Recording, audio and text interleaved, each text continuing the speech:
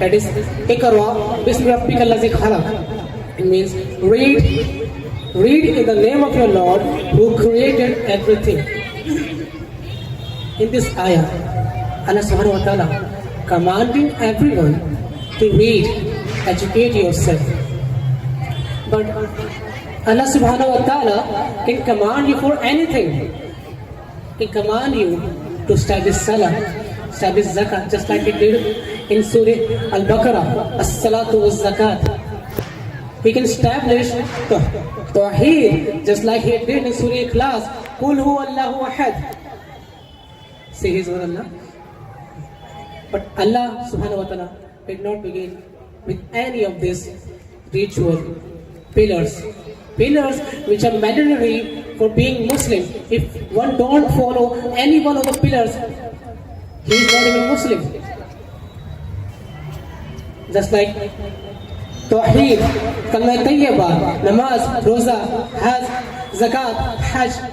But Allah subhanahu wa ta'ala didn't begin the first time of the Quran with any of these pillars, any ritual of Islam, which is obligatory upon us. He just said, read in the name of the Lord who created. He commanded you to read, educate yourself. But the question is, why Allah subhanahu wa ta'ala commanded you to just educate yourself the first time of the Quran? In Surah Zumar, ayat number 9, Allah subhanahu wa ta'ala saying to His beloved Prophet Muhammad sallallahu alaihi wasallam, peace be upon him, that قُلْ هَلْ يَسْتَوِي الَّذِينَ يَعْلَمُونَ وَالَّذِينَ لَا يَعْلَمُونَ. Say, O beloved Prophet, peace be upon him, say, is an alim and jahil unequal? Say, those who know and those who don't equal? See, Allah subhanahu wa ta'ala creating a differentiation between an alim and jahil. He said an alim and jahil can't be equal.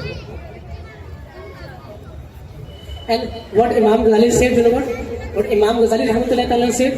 He said the differentiation between an alim and jahil is like the differentiation between life and death. And we all know what's the difference between life and death. But the question is again, why Allah subhanahu wa ta'ala reveals the first time of the Quran with the command of read, educate yourself? In the Hadith Sunan Ibn Majah 224, our beloved Prophet Muhammad sallallahu alaihi wasallam says that talabul ilmi faridatun ala kulli muslimin. Seeking knowledge is an obligation upon every Muslim. And this in Hadith, our beloved Prophet Muhammad sallallahu alaihi wasallam doesn't create differentiation between poor and rich, male and female, or young and old one. He just said it is obligatory upon every Muslim. If you are a Muslim, then it is obligatory, falls upon you to seek knowledge. But the question is why Allah subhanahu wa ta'ala began the first half of the Quran just commanding you to read? It is obligatory, we know. But the arkan of Islam, the pillars of Islam, which is obligatory upon us, which we have to do, otherwise we are not Muslim. But Allah subhanahu wa ta'ala didn't begin any pillars of Islam from the first half of the Quran. He didn't state any ritual, any pillars of Islam. He commanded you to read. You know why? The answer is simple. Because if our beloved Prophet Muhammad sallallahu alaihi wasallam doesn't teach us who is Allah, if our beloved Prophet Muhammad sallallahu alaihi wasallam doesn't teach us how to worship, how to live a life, does Muslim even exist? There's no chance of it. If we don't know how to worship, if we don't know who is Allah subhanahu wa ta'ala, if we don't know who created us, then how can we worship? We can become jahil. Because they are jahannam.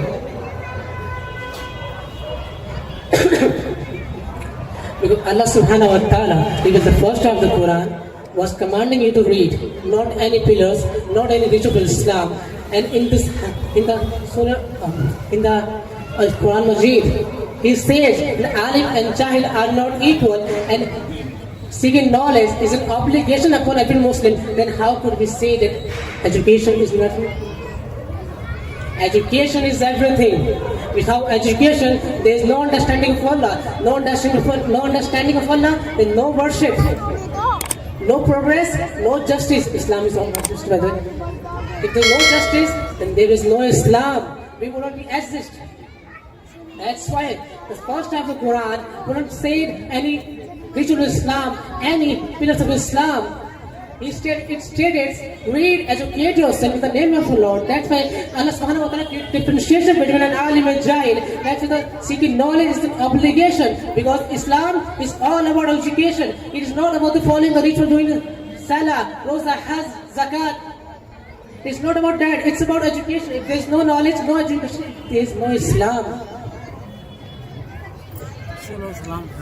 So this is another benefit of seeking knowledge. But before telling we all are familiar with Battle of Badr. And Muslim won the Battle of Badr, the first battle of Muslim Islam. And that time Madinah was just starting, and Madinah's formation stood at that time. Now, after the Battle of Badr, 700 prisoners from Quraysh Qabila were captured. 70 prisoners was captured, and our beloved Prophet Muhammad sallallahu alaihi wasallam asked them, does anyone know what they asked? He asked, if among you, those who know how to write and read, you have to teach our 10 children. But he could say that to pay the ransom, for bettering the Madinah's economy, but he didn't. Sallallahu Alaihi Wasallam decided the best, as we know, he decided the best. That's the reality of Islam. That's the beauty of Islam. Islam emphasizes knowledge rather than economy, rather than wealth. It is another benefit of seeking knowledge. In the Hadith, Sahih Muslim, Prophet Sallallahu Alaihi Wasallam said, "Man salaka tariqan yaltamisu fihi ilman sahla lahu tariqan ila jannatin." Whoever follows the path of seeking knowledge, Allah Subhanahu wa Taala make his path to Jannat easy. See the beauty of Islam. If you seek knowledge, you will be rewarded for Jannah.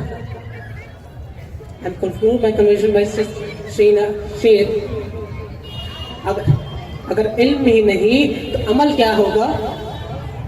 अगर इल्म ही नहीं तो अमल क्या होगा?